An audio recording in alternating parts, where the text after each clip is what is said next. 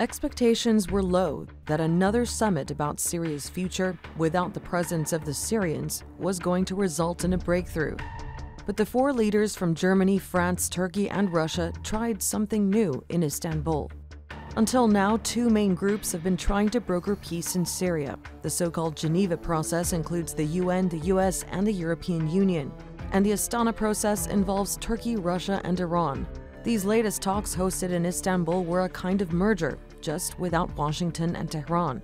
The leaders mainly agreed on the need to create a 150-member committee to draft a new constitution for Syria by the end of this year. Anayasa Komitesi'nin kuruluş sürecinin en kısa sürede şartları gözeterek temennimiz odur ki yıl sonu itibariyle tamamlanması çağrısında bulunduk. Die ist aber notwendig, damit dann dieser politische Prozess, an dessen Ende Wahlen stehen müssen, freie Wahlen, zu denen alle Syrer Zugang haben, auch die in der Diaspora, damit ein solcher Prozess überhaupt in Gang kommt. Initiating any political process in Syria is especially important for Turkey and Europe. They've taken in millions of Syrian refugees who've waited years to see signs of stability and an end to fighting back home. It would give the people in Syria, either in Syria at the moment or those who had to leave their homelands, it would give them a clear perspective to feel included. It is something to look forward to. If even this is postponed indefinitely, what kind of state would it be? What kind of political structure would it be? Could catastrophes happen again? You need to have a clear legal framework. But the Syrian regime isn't making it easy.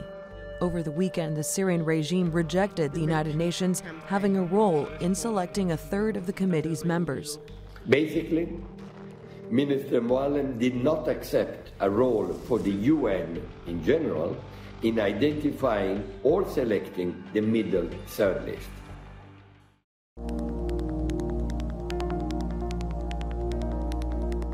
Another far more pressing concern is Syria's northern province of Idlib.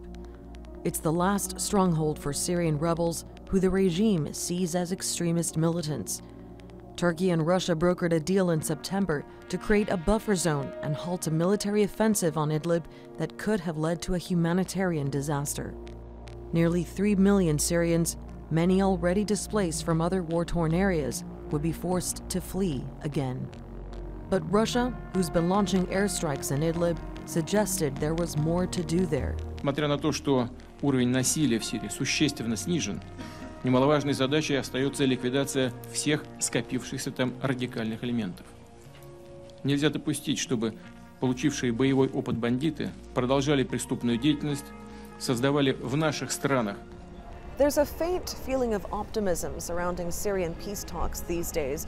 A hope that international players are inching closer to finding a solution that will wrap up this nearly 8-year-long conflict.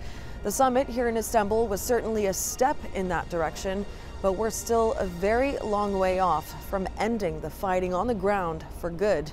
That needs a political solution that's palatable for everyone, not just the four leaders meeting here in Istanbul. And despite all the emphasis on a Syrian-led solution, getting the country's warring sides to talk has been near impossible.